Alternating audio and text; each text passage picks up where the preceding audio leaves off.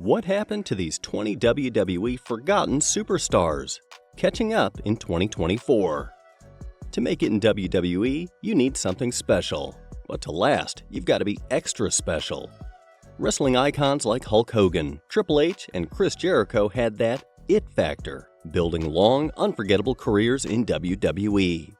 Even stars like Hardcore Holly and Billy Gunn managed to stick around by constantly reinventing themselves over the years.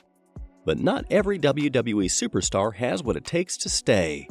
Some came and went so fast, you might not even remember them. We dug into the legacy to uncover some of these blink-and-you'll-miss-them competitors. Remember Droz and Prince Albert's third partner in their group of tough guys? Or Vicky Guerrero's briefest love interest? And Just Joe. Ring a bell? Probably not. Let's take a look back at these almost forgotten faces. And before we dive in, don't forget to subscribe and hit the bell icon to stay updated on all things wrestling. You won't want to miss out. So, we start with Super Porky. For some, wrestling is a way to release their anger or showcase their athletic abilities. For others, it's just a chance to relax and enjoy some ham. You wouldn't guess it by looking at him, but Super Porky comes from a famous family in Lucha Libre. Starting out as Brazo de Plata, he and his brothers won many championships in Mexico. Over the years, Super Porky gained a lot of weight, earning him the nickname Super Porky, which he happily embraced. Fans were surprised when he appeared in WWE as part of their brief Juniors division in 2006. While his fellow wrestlers in the division were full of energy, Super Porky preferred to relax and snack on the ham he always carried with him. Sadly, the Juniors division didn't last long, and Super Porky had plenty of time to enjoy WWE's catering before heading back to Mexico. Cloudy. Sometimes when the spotlight dims, something or someone else steps in. But not always in the way fans expect. When Sunny unexpectedly betrayed the Body Donnas to join forces with the new tag champs, the Godwins, it left a hole in the Body Donnas management. And when the sun isn't shining, you get clouds. And that's exactly what WWE fans got in the mid-1990s. A gloomy, sunny lookalike named Cloudy. Or maybe it was Cloudy, or Cloudy. No matter how you spelled it, it was a big downgrade for the tag team compared to the real Sunny. Here's the deal with Cloudy. Cloudy was actually a guy with big muscles and tattoos, wearing a terrible blonde wig and Sunny's skimpy athletic outfit. Though, to be fair, Sunny pulled it off much better. Luckily, this dark period didn't last long. After debuting by helping the Body Donnas beat the New Rockers on the Free-For-All pre-show before King of the Ring 1996, Cloudy made a few more appearances on Raw and Superstars. But at In Your House 9 International Incident, Skip and Zip fired him live on air, ending the short-lived run. Baboo. Some characters fade into obscurity, but few did so as quickly and painfully as Baboo. He served as the personal manservant to Tiger Ali Singh, an arrogant Indian heir who could easily be on this list himself. As Singh's skinny, loyal sidekick, Baboo endured public humiliations that even someone like Virgil might have refused. When Baboo wasn't busy scattering rose petals at Singh's feet, he was often the one taking the hits in matches Singh was supposed to be fighting in. A rough example? On November 7, 1998, Baboo took a serious beating from Goldust. And the worst part? After Singh left WWE, Baboo was pretty much forgotten. He didn't even get a mention in the WWE encyclopedia. Poor Baboo, left out and overlooked. Key. Finding footage of Key in WWE is almost as rare as spotting a white elephant. And that's a real shame, because he was clearly talented. Standing at 6'4" and weighing 315 pounds, Key had the size and skills to make a big impact. Key first appeared on July 26, 1999 episode of Raw, jumping into a heated brawl between Droz and Prince Albert and the Godfather and Val Venus. He quickly teamed up with Droz and Albert, who were known as the Pierced Pals. Together, they brought a wild energy to the ring, especially during their intense six-man tag team match on Shotgun Saturday Night on August 14, 1999. However, just as quickly as they'd come together, the group split up, and Key disappeared from WWE. It's odd, because Key was a dominant force, big, tough-looking, and always dressed in all white from head to toe. Fans were left wondering what could have been if he'd stayed longer. Vanson. Vanson never actually gave his name when he suddenly appeared on the December 12, 2008 episode of SmackDown. Yet, a dedicated few online managed to figure out who he was. A mysterious, somewhat British-sounding man who hijacked the broadcast to deliver cryptic lines before disappearing without a trace. These curious fans were likely intrigued by Vanson's one-time appearance and his mysterious talk about the darkness and immortal power. Was he planning to go after The Undertaker right from the start? It's hard to say, but he did end his speech with, "Now the prophecy shall be realized." Bradock. Not every wrestler's journey to WWE fame is paved with success, and for Ryan Bradock, his path was more of a fleeting moment than a lasting legacy. After training at the Steel Domain Wrestling School in Chicago, Ryan Bradock worked with several independent promotions before signing a WWE contract in 2005. He debuted in WWE's former developmental territory, Deep South Wrestling, where he won the heavyweight title 3 times. When WWE ended its partnership with Deep South, Bradock was moved to Ohio Valley Wrestling, or OVW, in Louisville, Kentucky, where he continued to do well and won the OVW Heavyweight Championship. The tough young wrestler finally made his WWE debut on SmackDown in 2008, but was quickly knocked out by Big Show. After a year of occasional appearances on SmackDown and ECW, Bradock was released by WWE. Despite his short and forgettable time as a WWE superstar, he didn't let it stop him. He continues to wrestle in rings around the world. Just Joe. In WWE, rumors spread faster than you could blink, and Just Joe was there to stir the pot even more.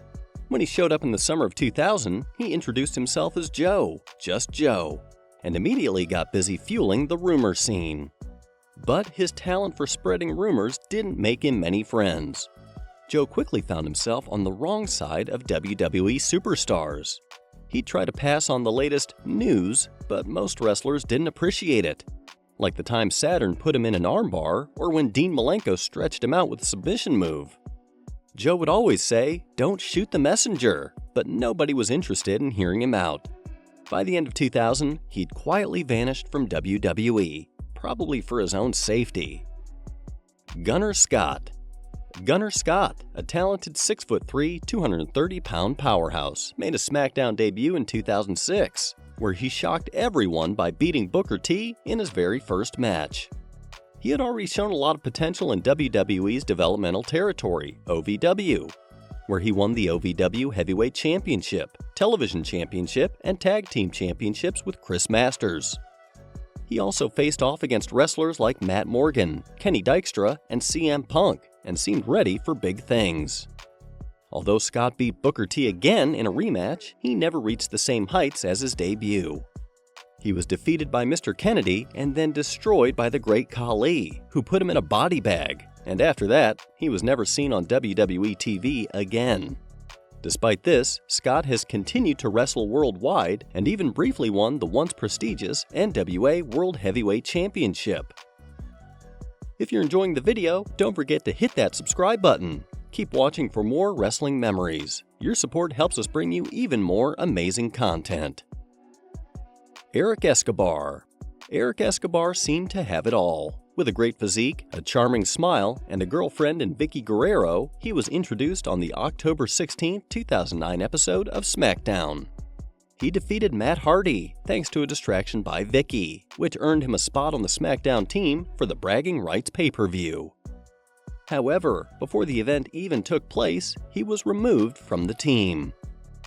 That was just the start of a rapid decline for Escobar. Like many relationships, things took a turn for the worse, and his romance with WWE's Resident Cougar quickly fell apart. So did his rise to stardom. He was put through a series of punishment handicap matches against teams like the Hart Dynasty and Jerry Show. The final blow came when Vicky had him completely destroyed in his last WWE match against Kane. Simply put, for Eric Escobar, cross the boss and you're out. Dan Rodman. Standing at 6'7" and weighing a solid 300 pounds, Dan Rodman seemed like he had a clear path to becoming a WWE superstar. After competing in, but not winning, Season 2 of WWE Tough Enough, the former Arena League football player was sent to WWE's developmental territory, Deep South Wrestling, where he won his first match against Heath Slater in July 2006. Rodman's impressive physique quickly pushed him into matches on Heat against established superstars like Val Venus, Eugene, and Mark Henry. He even got a WWE Championship match against John Cena. Unfortunately, his WWE journey was cut short when he was released in August 2007. On the bright side, Rodman didn't just focus on his physical strength. He also worked on his education and graduated from law school in May 2013. Palmer Cannon. In the summer of 2005, Palmer Cannon showed up on WWE's SmackDown as a network representative. Basically, the guy sent to enforce his boss's rules. But instead of working with SmackDown's general manager, Theodore Long, he clashed with him. Cannon started making matches on his own, leaving Long out of the loop, which quickly built up tension between them. Cannon had some bold ideas for the show, like creating a juniors division for smaller wrestlers and letting Paul Burchill take on a pirate persona. But most of his plans just didn't take off.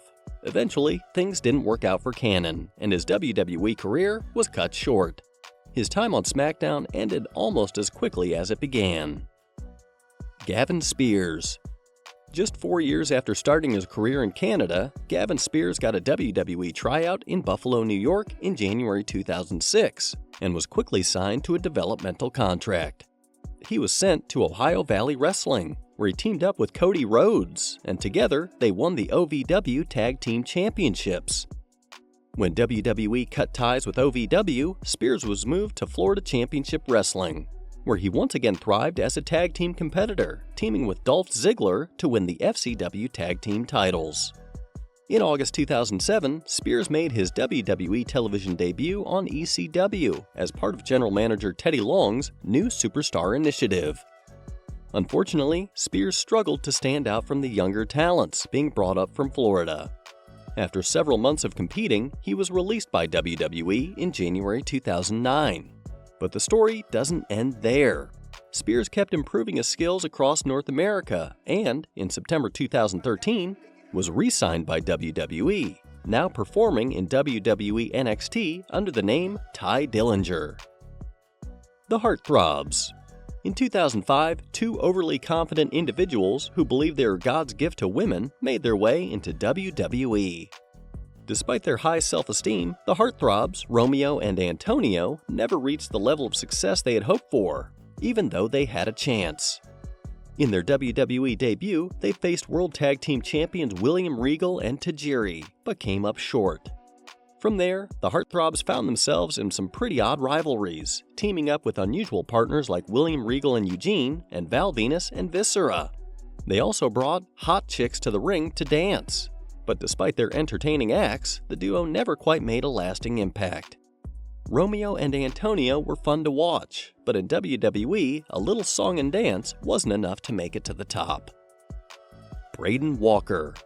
Every now and then, a wrestler enters WWE with such high expectations that it's hard to imagine anything less than massive success. Superstars like Chris Jericho, Big Show, and Kurt Angle all came in with big reputations and lived up to the hype. Unfortunately, Braden Walker did not. Before joining WWE, Walker was already a star in sports entertainment, and he made his debut on ECW in the summer of 2008. However, his physique, which was more George Costanza than George Foreman, didn't excite many fans. Still, he managed to win his first match against the cigar-chomping Armanda Estrada, which gave him some hope for the future. But there was no future for Walker. After just one match, he was gone, leaving everyone to wonder what the hype had been about. Adam Rose. Adam Rose reached his true potential in WWE. Although the man behind the gimmick was talented and his life of the party gimmick was popular, it didn't last forever. This is why Rose was released from the company in 2016. After his WWE release, the former leader of the Exotic Express completely changed his look. He gained 80 pounds of muscle and now had the physique of a bodybuilder. In 2019, Rose posted a picture of his new look on Instagram and shared the story behind it. He explained, "Unfortunately, as everyone knows, while in WWE, I developed a drug addiction. This caused me to lose a lot of weight and get really sick. At my worst, I weighed 176 pounds. While in WWE, I was living on a smoothie a day and barely ate. After going through rehab, thanks to WWE, I was able to clean up and get my life back together. Now, I weigh 258 pounds and feel good. I train with weights every day and eat food again. Probably too much food, but I enjoy it, so I'm not going to stop. I'm happy and on a much better track.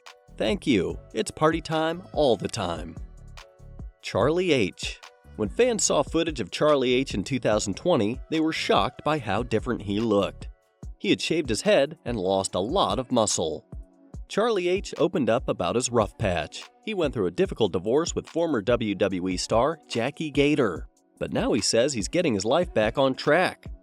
He shared that he's teaching amateur wrestling now and hopes his new job brings him the same joy that wrestling did when he was in college. He said, "In order to do that, I had to lose weight, so I'm about 215 pounds right now." Ahmed Johnson. During his time in WWE, Johnson had one of the best physiques in the entire roster. But when he retired from wrestling, he seemed to stop working out. Recent photos of Johnson from wrestling conventions show a man who's almost unrecognizable, now much heavier. "Look at the size of this guy," fans said. Those who were in WCW with Johnson between 1999 and 2000 say that Johnson started letting his physique go during this period. It was even believed that he was released from WCW because of his significant weight gain. Kane. The nearly 7-foot-tall Kane is often remembered as one of the forgotten stars from the WWE's Attitude Era. Kane was an important part of the OD, a group of misfit wrestlers who didn't get as much attention because of the amazing talent on the roster at the time. "There weren't many chances for other guys, but I was never really meant to be in movies," Kane said. Since leaving wrestling, Kane has found success as an actor and completely changed his look to fit his new career. He has appeared in popular movies like 300, Pacific Rim, and Deadpool 2.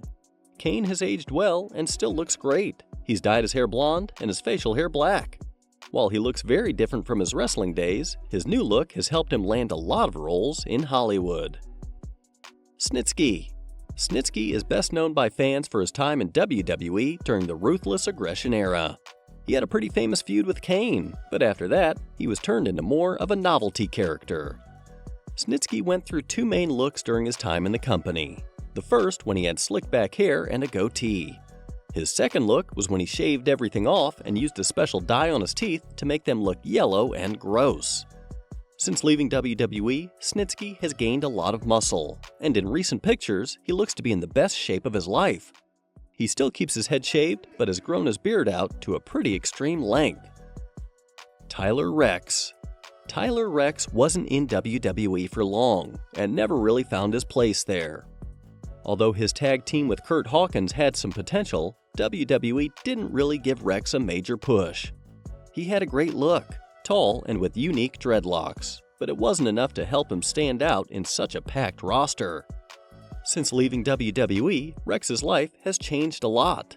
He revealed that when he was Gabby, the look was real life, and taking off the wig and makeup was completely genuine. As we wrap up our look at these forgotten superstars, one thing becomes clear. WWE is a tough business. The spotlight shines brightly on only a few, while many others fade into the background despite their talent and potential. Each of these forgotten faces had their shot, but they faced challenges that even the most determined couldn't overcome. So, we'd love to hear from you. Which one do you think deserved a longer run? Let us know your thoughts.